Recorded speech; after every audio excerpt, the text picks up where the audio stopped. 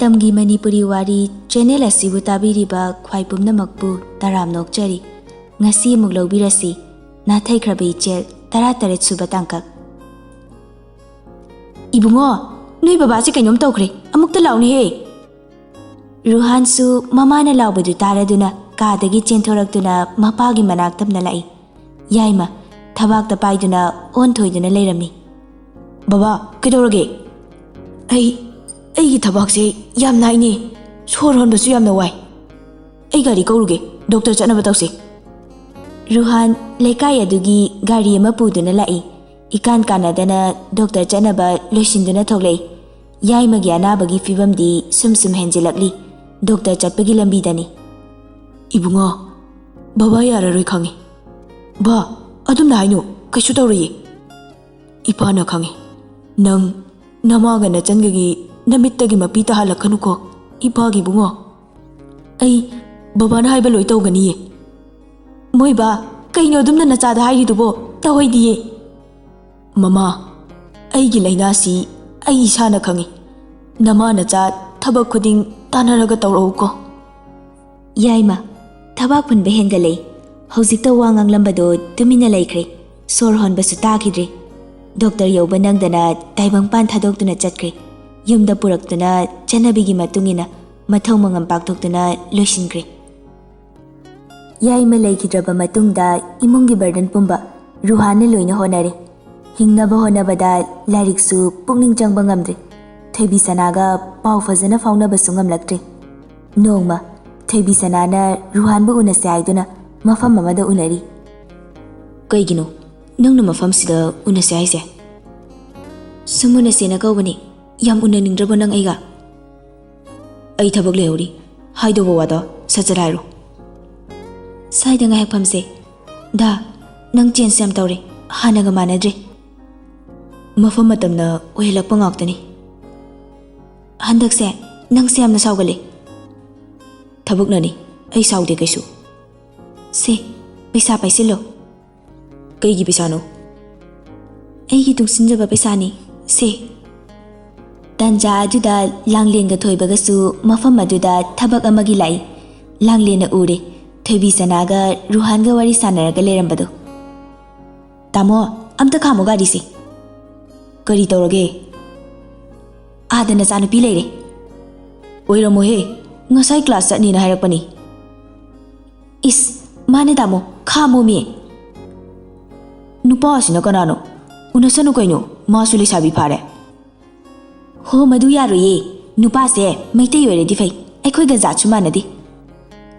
Langlen mi mangda phajadaba thabakti tawnuko phajana adum haino nacha nupi tani ijat mangduse mi gidi nupani ko. Nupa se muslim ni adunani aina pamdriba yadribase tamona khangba nati.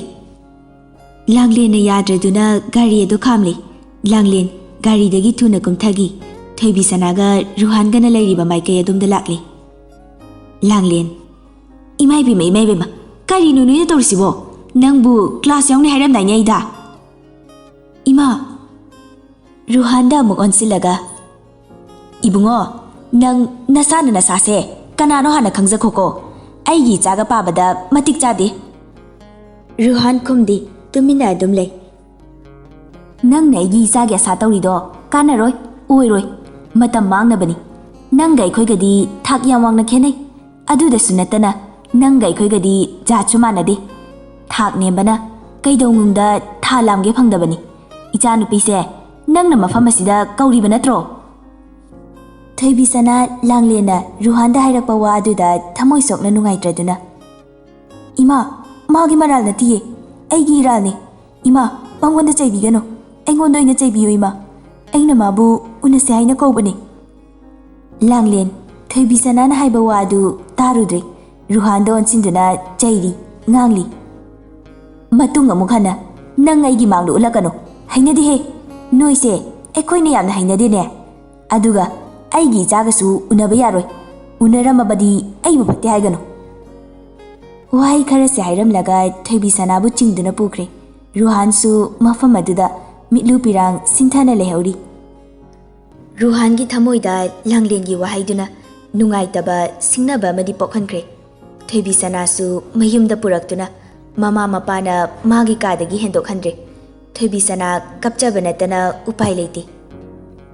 Asumna tha amagi matungda Thoibi Sana mirak narak yengduna achikpa tanja yengduna khangba ngamdraduna lona kanasu yaudana tuminna tholaktuna garage da lairiba magi gari machadu tuminna inthoraktuna Ruhan hoida lakli. Langlensu makhol ama taki haiduna maningda konfengduna leirambadagi thoklai machanupigi kada hana yengi leiramdabaduda kada leiriba magi nupabu kakthokduna Thoibi Sanabu tanarei. Numit adusu nongsu thili thili churi. Thoibi Sana gari du yangna thaurakpana Ruhan hoi mayum yorakli. Kapna kapna Ruhan hoi gi mangol da leplaga. Dada, thong sem da hango. Dada, tabro. Ruhan su kanagumba mana kaubagi khonjal tarakpa duda mapanda tholei. Thoibi Sana leplaga leiramba duda ngakna. Mafam asida nangdi karamna. Thoibi Sana Ruhan bu khuramduna. Da ayum thadoglaga dhagi awa nungaida saruk yajarage haina laklabani. Da ai bu lakshin biyo. Hogalose adain tawnu. Mado oibi yarui. Aiga nangadi jachumanade. Aidi lairaba machani. Aduga nangna inakhunba macha. Noi ima hoina aibu kaisu yaroi. Pupang sudaba machani aidi. Noiga muknaba sungamloi. Kanasu leite aigidi. Mateng pangbinaba aigi apokpi ima natana. Se chalo mi na uraga fazade nang chatkro. Da nang aibu lakshin biyo dada. Ai nang nataba kadagasu leminaba ngamloye. Chalo haiba. Oiba yaroidaba marini. Akhoi anigi marise adum loishinbam khanglaroi. Pungsi thengli chalo. Mapanda mi khara wari sanaba duda Nas ka Sakiraga su thoklei. Thoibi Sana Nas ta mukhurumdana. Ima aibu yumsigi mawoina lokshin biyo ima. Ima hoigi manakta aibu laiba phangan biyo. Nas ibungo nupi macha sibo. Thoibi Sana ima nachabu lokshin biyo. Jat manade haiduna aibu mirai bino. Langlen ga Thoibiga su machanupi na chatlamgadabadu Ruhan hoida soidana oini khana yum hanghangdana lai. Kona thangda Ruhan hoigi thonga da thunglari. Moine hek changsinbaga Thoibi Sana leiramba duda Langlen khonglei thuna changsinduna. Nang mafam asida kari tawino ha? Tawngambi lamket pisidi. O noina tawrisidi aikhoibu ikaiba pibanine. Noi mayam tanaraga aigi icham chamjabi icha nupise noina phabiriba natro. Ima ai khongna thongna laklabane. Yumne nasibo noina mana cha punna police ama kauraga phude khaluro. Ichi haigadra inaw haigadra nacha nupase khara warak piyu natraga aikhoina oina waro haibra. Nas Langlen gi wahai aduda sauning bana lori. Phaniam lairajarasu mina wa mathakta ngangaktriba Nas hoigi imungni. Nas sauna ibema nacha nupise hana waro ahinga sida thoklaido noigi chatnabiro. Langlen Nas gi wahai duda tuminna laikre macha nupida onsinduna. Chasilao mi mamangsida yamnai kaije lao. Ima ai chatpa ngamoye ima. Hey wa makha taganu. Thoibi Sana Langlen chingduna pukre. Thoibi Sana ni ilakpa phi ado laimaida taduna lehori. Ruhan pangdaba magum murtigum leptuna lehori. Thoibi Sana su Ruhan da warauna yenglamnaga chatkre. Asumna nongaladuna Nas ki mabungda kauraga Ruhan gawada changhanaba wa tanari. Thoibi Sana su thoibaga Langlen gana tauraga Guwahati da puduna chatkre. Ruhan su gawada magi mamoga loinana changkre. Ruhan mafam maduda leiduna company macha macha tawduna mama amadi machalgi sel tharaktuna migi tolamba sel singdo singba tapna tapna loisilakne. Asumna chahi ama so haukre. Adubu thamoi ani dudi warona ba maga loinaduna adum leinari. Ruhan su chahi amagi matungda machalga mamaga khakta yum aduda leiba duda nungaitraduna mayumda tholei. Ruhana tharakpa paisa aduna Nasna marup yauksinba dusu faurakle. Adugi paisa aduna Ruhana farm macha ama tawba haurakle. Maraibak phabadagi Ruhan tauruba changluba mafam kuding mabu thajabiba nungsibiba aduna tapna tapna lon lauduna honarakpadagi mai paklaba misak ama haibada oirakle. Adubu mana Thoibi Sanabudi kauba leiti, Thoibi Sanasu Ruhanbu kaubadi leiti. Makoi ani pau faunadabadagi lapnaba kainaba haibada oire. Ruhan kanasu hanna yengludi, Thoibi Sanasu adu mangai. Thoibi Sana Rezinada konsinduna hikna kapli. Rezinasu Thoibi Sanabu konsinbiduna thembiri. Thoibi Sana kaplaga. Ai sigi hospital se magi ne so ai hana khangdi. Ma urubada ai hamna waye khangba ngamdi.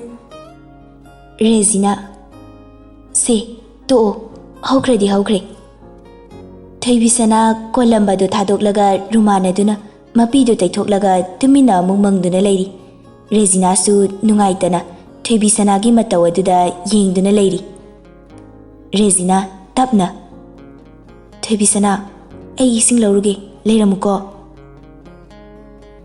Thoibi Sana hoi haibagi mangak nom lei. Mitlu pirangdi lepa leitana adumak chenthari. Kari khalurabanu khangdi. Amuk hikna amuk sukapai. Thoibi Sana wakhalda. Karino aina tauriba. Karino aigi wakhalna nungaifama su khangdriba. Thamoi pena kapchaba sungamda. Ining tamna pirang sinthan bu sungamandaba. Karigi nang aigi punsi lambida lakpana. Karigi nang thengnahanbano. Ai waye ai khangba ngamdi. Nangi wakhal khaluba ningsingluba khuding angaubi haibada ohele. Nang yam phatte. Karigi aibu asukna ohanbano. Rezina su thune singlauraga lakle. Thoibi Sana chairda famba ngamdana makhada famlaga kappaga leramba duda Rezina su chensinduna konkhatpi. Aduga Rezina gi kada leriba bed aduda famhalli. Rezina se to kaplanoba se warani ikoi miyam leri sidi. Thoibi Sana Rezina ngasi ahing sidi pena muktang kapchage aibu khamlano. Rezina na amu Thoibi Sana thoi toklose nangna dumaina tawraga ai sunungaiti. Ai nangi awabase yengba ngamde. Ai mangonda haige nangna dumna leibase. Thoibi Sana haigano aigi maramda mangonda haigano. Ma aigi maramda matha sakdaba haibigano. Aigi maramda wabado ai yengba ngamui. Rezina na Thoibi Sanabu konsinbiduna themjinbiri. Tanja aduda nurse amasu Rezina gi manakta lakli. Ma'am amukta changjarake. Rezina nurse adugi makhol tabada se toklo misu lae. Rezina oi nurse adusu changsilai. Nurse adusu uri Thoibi Sana bed aduda famduna leiramiba aduda. Sister kari torage. Rezina na fat khumlei. Thoibi Sana se makok chikle haye adugini. O adu ma'am asomda emergency ma lawe. O ai laage nang hana thoklamo. Hoi ma'am. Nurse adusu thokre. Rezina Thoibi Sana da onsilaga. Phajana potharamu ai chalukige thuna halakani. Nang wakalena khanjinganu ko. Thoibi Sana hoi haibagi mangak nomi. Rezina su chatkre. Thoibi Sana mikup ama fawba pothadana Ruhanbu ningsingduna sum leirambadagi tumthakirami. Ngihakti uiruraba male. Thoibi Sana mikap thoglei. Rezina haugalabo. Thoibi Sana ngakna Rezina di yenglei. Rezina nofit tawraga. Aina changakpada nang tummaga leirame.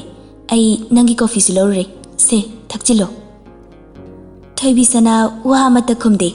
Rezina na haiba khudimak tawri. Thoibi Sana su fresh oiruraga mapagi manakta changlei.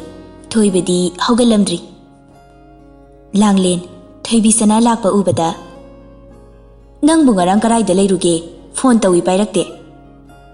Staff room da tumtharaga leirame. Ima doctor ang laani. Ngihak leiraga Thoibi su haugalei. Thoibi Sana na tapna ngakpiraga tapna famhalli. Langlena pela amada ising khara haplaga brush to piduna machin sengali. Tapna mamai su tathoklaga pothari. Victor so hogaladuna mapagi chanaba lawraga pizari. Ruhan kaada gym sanaba loraga fresh oiraga chaksangda changlei. Chair da famlaga khabar pari. Ngahak leraga manakta leiriba phone ado khinglei. Amar calling. Ruhan phone du yengli. Nofet tawna phone ado receive tawi. Hello. Hello, sir. Good morning. Sir gaina pakte. Sir si am sorry na. Saudi. Karam kana tholaiba. Nahan tholapani. Aduga engonda pau haidaba. O nangonda pau haiduga tale. Kaige. Thabak chilamgani na tawbanida. Thabak chilasu nangina hairadi adum pairani. Ado kai lerage phone tawraisibo. Som sir gi khonjal se yam taning laba adugini. Yare sir ana taning diko. Hoida ado nang thabak sangbro. Ngasiro. Nate laklibi sandi numita haiba. O sangnaba tawrage kai lerage. Chehra do yam uningle. Nangdi aigi chehra se yeningdro. Nangi chehra do aidi yengjaningdre thimalleba. Hera khara fazarena haiba yarena pangaide hajelakano. Masidiba. Ado nang gyan taw ko wari mayam amale ko na sanarase. Akhoi nupi na kaure thammege. Hoi thammo. Nang nupi do mi na fakini seno. Ho ai nupi di senani ye. Nangi hanamta interview tawse. Tawdrasu yaradi. Leirabo haise. Yare nang nupi na kaure haidai thammo. Amuk isau tawbini nongalakpada. Amarsu Ruhangi wahay aduda nokladuna thamkre. Nasga ibemgadi Ruhana harauna wari sanaba aduda penjay. Ruhan, Nas, abemga mangonda yenglaga leiramba aduda sakfam hanjili. Nasna, kanano phone tawraidubo? Amarnima. Oh, kari hairakliba? Lakliba sandi numichida aikoi punsena hairakliba. Oh, Amardi luhongkradaine. Ima, hongkre. Mi machadi gyanon thongna takre dako. Tabni. Adoije, kainjang thongdoino. Hawai kanggaw amaga champut amaga tawsilage. Dr. Ron lakladuna thoiba mayumda puthaba yare haiduna thaibi sanasu discharge tawbagi che lawba chatki. Langlen makhoi gi pochai singdo pack tawsili. Thaibi sanasu discharge ki che do puraga amuk lai. Ima, chanaba tawrase. Hoi. Thoibasu chatpa yadribanina wheelchair da induna puthorakli. Tanja aduda Ruhan su yoksilai. Adubu Ruhan gari manungda famduna lairi kumthadri. Thaibi sanagi mataw aduda yengduna lairi. Victor na gari adusu lawruri. Thoibasu tapna gari aduda famalle. Pochai singsu gari ga maningda hapladuna Victor na gari mamai laiduna chatkre. Makhoi hek chatkibaga Ruhan su gari dagi kumtharakduna manungda changkre. Che, gari se sembada lupa kya change?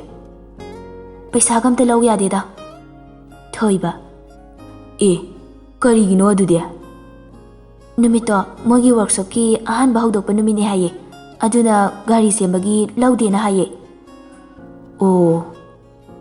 Asingbadi gari sembagi paisa adu Ruhana pikrabani. Asumna yauraduna Thoibi sana gari dagi kumthaduna khabar ama lawruduna Thoibabu mai okli. Aduga tapna Thoibabu ngaklaga pusilai. Langlensu yumda kuina thadoklabanina Thoibi sanaga loinana imungda loisili. Thoibagi phamungsu sindoktuna Thoibabu hipalli. Imung manung loisinba loiraga Langlensu iruzamai tharaga chaksangda changduna chak thongli. Thoibi sanasu hospital da puruba fisingdo washing machine da hapchinduna fi suri. Victor su machi gi mateng pangbiri. Victor gi maithong ado haujiksu sauningbagi mami tari. Langlen su maningda laktuna chak charase haiduna hairamlaga changki. Victor sauningna. Sakta asiga karino khangdi thabak tawrise udra khangdi. Chabing he ngangnadana nuksigidre. Now ꯀꯔꯤ ꯇꯧꯔꯒꯦ ꯅꯪꯕꯣ ꯏꯃꯥꯗ ꯑꯗꯨꯝꯅ ꯍꯥꯏꯅꯨꯅꯦ ꯑꯩꯈꯣꯏꯕꯨ ꯐꯍꯟꯅꯤꯡꯕꯒꯤ ꯉꯥꯡꯂꯤꯅꯤ ꯈꯟꯗꯣ ꯍꯣ ꯑꯩꯈꯣꯏꯗ ꯐꯅꯕ ꯉꯥꯡꯂꯗꯤ ꯐꯩꯌꯦ ꯃꯤꯉꯣꯟꯗ ꯉꯥꯡꯕꯗꯨꯅꯦ ꯑꯩꯅ ꯏꯀꯥꯏꯔꯤꯕ ꯑꯗꯨꯁꯨ ꯃꯤ ꯌꯥꯝ ꯇꯤꯟꯕ ꯃꯐꯝꯗ ꯂꯥꯡꯂꯦꯟꯁꯨ ꯇꯥꯔꯗꯨꯅ ꯈꯨꯝꯂꯛꯏ ꯑꯗꯨꯗꯤꯅꯦ ꯑꯩꯅ ꯌꯥꯅꯤꯡꯗꯕ ꯁꯛꯇꯥ ꯑꯣꯏꯕ ꯃꯤꯒꯤ ꯃꯇꯨꯡꯗ ꯁꯨꯝ ꯏꯟꯅꯔꯒ ꯂꯩꯔꯗꯤ ꯁꯥꯎꯅꯤꯡꯕ ꯚꯤꯛꯇꯔ ꯐꯤꯗꯣ ꯁꯨꯝꯂꯤ ꯐꯤ ꯁꯨꯝꯅ ꯁꯨꯝꯅ ꯑꯣ ꯃꯤꯒꯤ ꯃꯆꯥꯗꯤꯅꯦ ꯑꯩꯈꯣꯏꯗꯒꯤ ꯍꯦꯟꯅ ꯐꯈ꯭ꯔꯦ ꯚꯤꯛꯇꯔ ꯐꯤꯗꯣ ꯁꯨꯝꯂꯒ ꯂꯥꯛꯇꯅ ꯕꯥꯜꯇꯤꯟꯗ ꯍꯥꯞꯆꯤꯟꯗꯨꯅ ꯐꯤꯡꯅ ꯆꯠꯈꯤ ꯊꯣꯏꯕꯤ ꯁꯅꯥꯁꯨ ꯃꯅꯥꯎ ꯅꯨꯄꯥꯒꯤ ꯅꯍꯥꯟꯈꯩ ꯇꯧꯗꯕ ꯃꯇꯧ ꯑꯗꯨꯗ ꯐꯤꯗꯣ ꯗ꯭ꯔꯥꯏꯌꯔ ꯇꯧꯁꯤꯜꯂꯝꯂꯒ ꯚꯤꯛꯇꯔꯕꯨ ꯊꯤꯔꯛꯂꯤ ꯚꯤꯛꯇꯔ ꯃꯥꯡꯒꯣꯟꯗ ꯁꯥꯎꯅ ꯐꯝꯂꯒ ꯂꯩꯕꯗꯨ ꯎꯕꯗ ꯊꯣꯏꯕꯤ ꯁꯅꯥꯁꯨ ꯇꯞꯅ ꯆꯪꯁꯤꯜꯂꯒ ꯏꯅꯥꯎꯁꯦ ꯌꯥꯝ ꯁꯥꯎꯅ ꯎꯏꯗ ꯉꯁꯤꯗꯤ ꯅꯣꯏ ꯑꯃꯗꯣ ꯄꯥꯎ ꯐꯥꯎꯔꯛꯇ꯭ꯔꯕꯣ ꯚꯤꯛꯇꯔ ꯈꯨꯝꯗꯦ ꯊꯣꯛꯈꯤꯕ ꯅꯨꯃꯤꯠ ꯑꯗꯨꯒꯤ ꯊꯧꯗꯣꯛꯇꯨ ꯈꯜꯂꯨꯔꯒ ꯍꯦꯟꯅ ꯏꯀꯥꯏꯔꯛꯂꯤ ꯅꯨꯡꯉꯥꯏꯇꯕꯁꯨ ꯁꯨꯝ ꯍꯦꯜꯂꯛꯏ ꯃꯤꯠꯂꯨ ꯄꯤꯔꯥꯡꯁꯨ ꯁꯤꯟꯊꯔꯛꯀꯦ ꯇꯧꯏ ꯂꯥꯡꯂꯦꯟꯁꯨ ꯊꯣꯛꯂꯛꯑꯒ ꯌꯦꯡꯉꯨꯅꯦ ꯑꯩꯁꯦ ꯃꯥꯅ ꯑꯁꯨꯛ ꯌꯥꯝꯅ ꯎꯁꯤꯠꯇ꯭ꯔꯤꯕꯅꯣꯕ ꯑꯩꯅ ꯊꯕꯛ ꯑꯃ ꯍꯥꯏꯔꯛꯄꯗ ꯃꯥꯅ ꯌꯥꯈꯤꯕ꯭ꯔꯥ ꯍꯥꯏꯕ ꯏꯕꯨꯡꯉꯣ ꯅꯪ ꯑꯩꯅ ꯍꯣꯁꯄꯤꯇꯥꯜꯗꯒꯤ ꯌꯥꯝ ꯁꯥꯎꯅꯤꯡꯅ ꯂꯥꯛꯂꯕꯅꯤ ꯃꯥꯒꯤ ꯐꯣꯟꯁꯦ ꯃꯦꯠꯂꯒ ꯁꯨꯝ ꯂꯩ ꯍꯥꯏꯕ ꯃꯁꯤꯒꯤ ꯐꯣꯟꯁꯤꯗ ꯂꯥꯡꯂꯦꯟ ꯚꯤꯛꯇꯔꯗꯒꯤ ꯐꯣꯟꯗꯨ ꯃꯨꯜꯂꯒ ꯂꯪꯉꯤ ꯐꯔꯦꯗꯅ ꯅꯪꯒꯤ ꯒꯦꯝꯗꯣ ꯃꯦꯠꯈꯣꯕ ꯐꯣꯟꯗꯨ ꯃꯦꯠꯈꯣꯕ ꯊꯣꯏꯕꯤ ꯁꯅꯥ ꯏꯃꯥ ꯌꯥꯔꯦꯕ ꯑꯉꯥꯡꯅꯦ ꯚꯤꯛꯇꯔ ꯁꯥꯎꯅ ꯏꯆꯦ ꯑꯩꯈꯣꯏ ꯏꯃꯥꯁꯦ ꯃꯤ ꯃꯃꯥꯡꯗ ꯆꯠꯃꯤꯟꯅꯕ ꯏꯀꯥꯏ ꯅꯍꯥꯟꯁꯨ ꯍꯣꯁꯄꯤꯇꯥꯜꯗ ꯊꯣꯏꯕꯤ ꯁꯅꯥ ꯉꯛꯅ ꯍꯣꯁꯄꯤꯇꯥꯜꯗ ꯀꯔꯤ ꯇꯧꯔꯒꯦ ꯚꯤꯛꯇꯔ ꯃꯤ ꯃꯃꯥꯡꯗ ꯌꯥꯝ ꯏꯀꯥꯏꯖꯩ ꯍꯥꯏꯁꯤꯅꯤ ꯚꯤꯛꯇꯔ ꯅꯨꯡꯉꯥꯏꯇꯅ ꯏꯃꯨꯡꯗ ꯆꯪꯈꯤ ꯊꯣꯏꯕꯤ ꯁꯅꯥ ꯏꯃꯥ ꯀꯔꯤ ꯇꯧꯔꯒꯦ ꯅꯥꯎꯅ ꯏꯃꯥꯕꯨ ꯑꯁꯨꯛ ꯌꯥꯝꯅ ꯋꯥꯔꯧꯔꯤꯁꯤꯕꯣ ꯂꯥꯡꯂꯦꯟ ꯁꯣꯔ ꯁꯥꯡꯅ ꯍꯣꯜꯂꯒ ꯍꯣ ꯑꯩꯅ ꯈ꯭ꯋꯥꯏꯗꯒꯤ ꯌꯥꯅꯤꯡꯗꯕ ꯅꯨꯄꯥ ꯑꯃ ꯍꯣꯁꯄꯤꯇꯥꯜꯗ ꯂꯥꯛꯑꯦ ꯑꯃꯨꯛ ꯈꯛꯇ ꯅꯠꯇꯦ ꯑꯅꯤꯔꯛ ꯑꯍꯨꯝꯂꯛꯅꯤ ꯂꯥꯛꯏꯕ ꯅꯪꯒꯤ ꯅꯇꯨꯡꯗ ꯑꯗꯨꯝ ꯏꯟꯅꯔꯒ ꯂꯩꯕꯗꯨꯗ ꯁꯥꯎꯅꯤꯡꯗꯅ ꯆꯩꯕꯅꯤ ꯑꯗꯨꯗꯒꯤ ꯎꯈꯤꯗ꯭ꯔꯦ ꯊꯣꯏꯕꯤ ꯁꯅꯥꯅ ꯑꯃꯨꯛ ꯏꯃꯥ ꯀꯅꯥꯅꯣ ꯍꯥꯏꯁꯦ ꯑꯩ ꯒ꯭ꯌꯥꯟ ꯇꯥꯗ꯭ꯔꯦ ꯚꯤꯛꯇꯔ ꯑꯃꯨꯛꯁꯨ ꯊꯣꯛꯂꯛꯂꯒ ꯏꯆꯦ ꯇꯥꯃꯣ ꯔꯨꯍꯥꯟꯗ ꯏꯃꯥꯅ ꯊꯣꯏꯕꯤ ꯁꯅꯥ ꯉꯛꯅ ꯍꯥꯏꯌꯣ ꯏꯃꯥꯅ ꯀꯔꯤ ꯇꯧꯔꯒꯦ ꯚꯤꯛꯇꯔꯅ ꯑꯃꯨꯛ ꯈꯨꯝꯂꯛꯏ ꯏꯃꯥꯅ ꯇꯥꯃꯣꯕꯨ ꯍꯣꯁꯄꯤꯇꯥꯜꯒꯤ ꯒꯥꯔꯗꯦꯟ ꯑꯗꯨꯗ ꯈꯨꯄꯥꯛꯅ ꯊꯥꯔꯒ ꯇꯥꯃꯣꯕꯨ ꯊꯤꯅ ꯉꯥꯡꯉꯤ ꯊꯣꯏꯕꯤ ꯁꯅꯥ ꯚꯤꯛꯇꯔꯒꯤ ꯋꯥꯍꯩ ꯑꯗꯨ ꯇꯥꯕꯗ ꯇꯨ ꯆꯨꯡꯈꯤ ꯅꯤꯡꯁꯤꯡꯂꯛꯈꯤ ꯁ꯭ꯇꯥꯐ ꯃꯌꯥꯝꯅ ꯍꯥꯏꯔꯛꯄꯁꯤꯡꯗꯣ ꯊꯣꯏꯕꯤ ꯁꯅꯥ ꯏꯀꯥꯏꯕꯅ ꯂꯣꯏꯔꯦ ꯂꯥꯡꯂꯦꯟꯗ ꯋꯥꯔꯧꯅ ꯌꯦꯡꯂꯛꯏ ꯄꯤꯔꯥꯡꯁꯨ ꯆꯦꯟꯊꯔꯛꯏ ꯑꯣ ꯏꯃꯥꯅ ꯍꯣꯁꯄꯤꯇꯥꯜꯗ ꯊꯕꯛ ꯑꯁꯦ ꯄꯥꯡꯊꯣꯛꯂꯝꯕꯒꯤ ꯑꯣꯏꯔꯦ ꯏꯃꯥ ꯅꯆꯥꯅ ꯏꯃꯥꯕꯨ ꯑꯩꯒꯤ ꯏꯃꯥꯅꯤ ꯍꯥꯏꯅ ꯆꯥꯎꯊꯣꯛꯆꯔꯤ ꯃꯤꯌꯥꯝ ꯃꯥꯡꯗꯨꯗ ꯑꯩꯕꯨ ꯏꯀꯥꯏꯕ ꯄꯤꯅꯕꯒꯤ ꯑꯣꯏꯔꯦꯀꯣ ꯏꯃꯥ ꯑꯩꯕꯨ ꯃꯤꯌꯥꯝ ꯃꯥꯡꯗꯨꯗ ꯀꯌꯥꯝ ꯀꯨꯏꯅ ꯌꯣꯟꯈꯤꯒꯦ ꯍꯥꯏꯅꯣ ꯏꯃꯥꯅ ꯑꯁꯨꯝꯅ ꯇꯧꯕꯤꯔꯝꯗꯣꯏ ꯑꯣꯏꯔꯗꯤ ꯀꯔꯤꯒꯤ ꯑꯩꯒꯤ ꯄꯣꯛꯄꯤꯔꯝꯃꯤꯅꯣ ꯄꯤꯛꯂꯤꯀꯥꯟꯗꯨꯗ ꯑꯩꯕꯨ ꯍꯥꯠꯇꯣꯛꯄꯤꯔꯝꯕ ꯌꯥꯗꯕ꯭ꯔꯣ ꯃꯤꯌꯥꯝ ꯃꯥꯡꯗ ꯑꯩꯕꯨ ꯏꯀꯥꯏꯕ ꯄꯤꯗꯣꯏ ꯀꯌꯥꯝ ꯋꯥꯠꯂꯤꯒꯦ ꯏꯃꯥꯅ ꯅꯪꯕꯨ ꯀꯗꯥꯏꯗ ꯏꯀꯥꯏꯕ ꯄꯤꯈ꯭ꯔꯒꯦ ꯏꯃꯥꯅ ꯉꯁꯤ ꯐꯥꯎꯕꯗ ꯇꯧꯔꯤꯕꯁꯦ ꯏꯆꯥꯕꯨ ꯅꯨꯡꯁꯤꯕꯒꯤꯅꯤ ꯅꯪꯕꯨ ꯐꯍꯟꯅꯤꯡꯕꯒꯤꯅꯤꯅꯦ ꯑꯗꯨꯒꯤꯔ ꯏꯃꯥ ꯑꯩꯕꯨ ꯅꯨꯡꯁꯤꯕꯒꯤꯔ ꯑꯩꯒꯤ ꯃꯥꯏ ꯈꯖꯤꯛꯇ ꯐꯥꯎꯕ ꯌꯦꯡꯕꯤꯔꯝꯗ꯭ꯔꯤꯕꯁꯦ ꯃꯈꯣꯏꯅ ꯑꯩꯈꯣꯏꯗꯒꯤ ꯀꯌꯥꯝ ꯃꯔꯜ ꯂꯩꯔꯗꯅ ꯅꯪꯅ ꯅꯌꯨꯝ ꯄꯥꯟꯕ ꯈꯪꯗ꯭ꯔꯤꯁꯦ ꯃꯥꯅ ꯅꯪꯕꯨ ꯑꯗꯨꯝ ꯁꯪꯗꯨꯅ ꯂꯩꯔꯦ ꯑꯗꯨꯒꯤꯅꯦ ꯑꯩꯅ ꯃꯥꯕꯨ ꯆꯩꯔꯨꯔꯤꯁꯦ ꯑꯁꯨꯛ ꯆꯥꯎꯈꯠꯇꯕ ꯃꯆꯥ ꯑꯃꯇ ꯎꯈꯤꯗ꯭ꯔꯤ ꯁꯣꯟꯈ꯭ꯔꯕ ꯃꯣꯏꯅ ꯑꯁꯥꯒ ꯇꯧꯔꯤꯌꯦ ꯑꯣ ꯑꯗꯨꯗꯤ ꯏꯃꯥꯗꯤ ꯌꯥꯝ ꯆꯥꯎꯈꯠꯂꯦꯅꯦ ꯆꯥꯎꯈꯠꯄꯗ ꯂꯣꯏꯔꯦꯕ ꯑꯩꯈꯣꯏꯅꯦ ꯆꯥꯎꯈꯠꯇ꯭ꯔꯤꯁꯦ ꯑꯩꯈꯣꯏꯅꯦ ꯑꯩꯅ ꯉꯁꯤ ꯏꯃꯥ ꯕꯕꯥꯒꯤ ꯃꯇꯦꯡ ꯄꯥꯡꯂꯤꯕꯁꯦ ꯃꯥꯅ ꯑꯩꯅ ꯊꯕꯛ ꯌꯥꯎꯔꯤꯗꯣ ꯃꯥꯒꯤ ꯍꯣꯁꯄꯤꯇꯥꯜꯅꯤ ꯃꯥꯅꯦ ꯍꯣꯁꯄꯤꯇꯥꯜ ꯑꯗꯨꯕꯨ ꯂꯤꯡꯈꯠꯂꯤꯕ ꯃꯤꯗꯣ ꯑꯦꯟꯖꯦꯜ ꯍꯣꯇꯦꯜ ꯑꯦꯟꯖꯦꯜ ꯍꯣꯁꯄꯤꯇꯥꯜ ꯃꯥꯒꯤ ꯉꯥꯛꯇꯅꯦ ꯑꯩꯅ ꯃꯥꯒꯤ ꯑꯦꯝꯄ꯭ꯂꯣꯌꯤ ꯂꯥꯡꯂꯦꯟꯗꯤ ꯉꯛꯄꯗ ꯂꯣꯏꯈ꯭ꯔꯦ ꯉꯁꯤ ꯇꯥꯔꯤꯕ ꯄꯥꯎ ꯑꯗꯨꯗ ꯏꯃꯥ ꯅꯪꯗꯤ ꯑꯩꯈꯣꯏꯕꯨ ꯅꯨꯡꯁꯤꯕ ꯅꯠꯇꯤꯌꯦ ꯑꯩꯈꯣꯏꯕꯨ ꯏꯀꯥꯏꯕ ꯄꯤꯕꯅꯦ ꯑꯩ ꯌꯨꯝ ꯑꯁꯤꯗ ꯑꯃꯨꯛ ꯍꯟꯅ ꯂꯥꯛꯑꯔꯣꯏ ꯊꯣꯏꯕꯤ ꯁꯅꯥ ꯁꯥꯎꯅ ꯏꯃꯨꯡꯗ ꯆꯪꯈꯤ ꯕꯦꯒ ꯑꯗꯨꯗ ꯐꯤ ꯈꯔ ꯍꯥꯞꯆꯤꯜꯂꯤ ꯐꯤ ꯍꯥꯞꯅ ꯍꯤꯞꯅꯁꯨ ꯀꯞꯂꯤ ꯃꯄꯤꯗꯨ ꯇꯩꯊꯣꯛꯂꯒ ꯊꯣꯛꯂꯛꯏ ꯃꯃꯥꯗ ꯋꯥꯔꯧꯅ ꯌꯦꯡꯂꯝꯗꯨꯅ ꯆꯠꯈ꯭ꯔꯦ ꯂꯥꯡꯂꯦꯟ ꯋꯥꯈꯜꯗ ꯈꯟꯖꯔꯤ ꯑꯩꯅ ꯇꯧꯔꯤꯕ ꯑꯁꯤꯕꯨ ꯆꯨꯝꯂꯤꯕ꯭ꯔꯥ ꯑꯩꯁꯦ ꯋꯥꯈꯜ ꯑꯣꯟꯊꯣꯛꯅꯁꯨ ꯌꯥꯎꯗꯦꯗꯀꯣ ꯑꯩ ꯀꯔꯤ ꯇꯧꯒꯅꯤ ꯊꯣꯏꯕꯤ ꯁꯅꯥꯁꯨ ꯃꯥꯅ ꯂꯩꯔꯤꯕ ꯃꯐꯝ ꯑꯗꯨ ꯌꯧꯗꯨꯅ ꯍꯤꯛꯅ ꯀꯞꯂꯤ ꯄꯦꯟꯗꯕ ꯀꯌꯥ ꯑꯃꯁꯨ ꯊꯃꯣꯏꯗ ꯑꯣꯝꯗꯨꯅ ꯊꯝꯂꯤ ꯐꯃꯨꯡꯗ ꯐꯝꯗꯨꯅ ꯋꯥꯈꯜ ꯑꯃꯁꯨ ꯇꯧꯔꯤ꯫ ꯑꯩ ꯃꯉꯣꯟꯗ ꯑꯩꯒꯤ ꯃꯥꯏꯁꯦ ꯑꯃꯨꯛ ꯍꯟꯅ ꯎꯠꯄꯁꯨ ꯉꯝꯂꯔꯣꯏ꯫ ꯑꯩ ꯀꯔꯤ ꯇꯧꯁꯤꯒꯦ? ꯐꯔꯦ, ꯑꯩ ꯊꯕꯛꯁꯦ ꯇꯣꯛꯂꯒꯦ, ꯅꯠꯇ꯭ꯔꯗꯤ ꯑꯩ ꯃꯥꯕꯨ ꯎꯕ꯫ ꯑꯁꯨꯝꯅ ꯅꯨꯃꯤꯠꯇꯣ ꯍꯧꯈ꯭ꯔꯦ꯫ ꯊꯣꯏꯕꯤꯁꯅꯥ ꯔꯨꯍꯥꯟꯒꯤ ꯑꯣꯐꯤꯁꯇ ꯆꯪꯂꯛꯏ꯫ ꯃꯤꯠ ꯑꯅꯤ ꯑꯗꯨꯁꯨ ꯄꯤꯔꯥꯡꯅ ꯊꯨꯝꯃꯠꯈꯤꯗꯨꯅ ꯎꯗ꯭ꯔꯦ꯫ ꯑꯃꯨꯛ ꯇꯩꯊꯣꯛꯇꯨꯅ ꯊꯣꯡ ꯆꯪꯂꯝꯗꯥꯏꯗ ꯁꯣꯔ ꯁꯥꯡꯅ ꯍꯣꯟꯗꯨꯅ, "ꯃꯦ ꯑꯥꯏ ꯀꯝ ꯏꯟ ꯁꯔ?" ꯔꯨꯍꯥꯟꯁꯨ ꯑꯣꯟꯊꯣꯛꯂꯛꯏ꯫ "ꯑꯣ, ꯌꯥꯅꯤ." ꯊꯣꯏꯕꯤꯁꯅꯥ ꯇꯞꯅ ꯇꯞꯅ ꯆꯪꯁꯤꯜꯂꯛꯏ꯫ "ꯀꯔꯤ ꯂꯩꯔꯒꯦ? ꯐꯝꯃꯨ ꯁꯤꯗ." ꯊꯣꯏꯕꯤꯁꯅꯥ ꯈꯨꯝꯗꯦ꯫ ꯕꯦꯒ ꯑꯗꯨꯗꯒꯤ ꯆꯦ ꯑꯗꯨ ꯂꯧꯊꯣꯛꯇꯨꯅ ꯇꯦꯕꯜ ꯑꯗꯨꯗ ꯊꯝꯂꯤ꯫ ꯔꯨꯍꯥꯟ ꯉꯛꯅ, "ꯀꯔꯤꯒꯤ ꯆꯦꯅꯣ ꯁꯤꯕꯣ?" "ꯁꯔ, ꯑꯩꯒꯤ ꯔꯤꯖꯥꯏꯅꯦꯁꯟ ꯂꯦꯇꯔꯅꯤ." ꯔꯨꯍꯥꯟ, "ꯋꯥꯠ?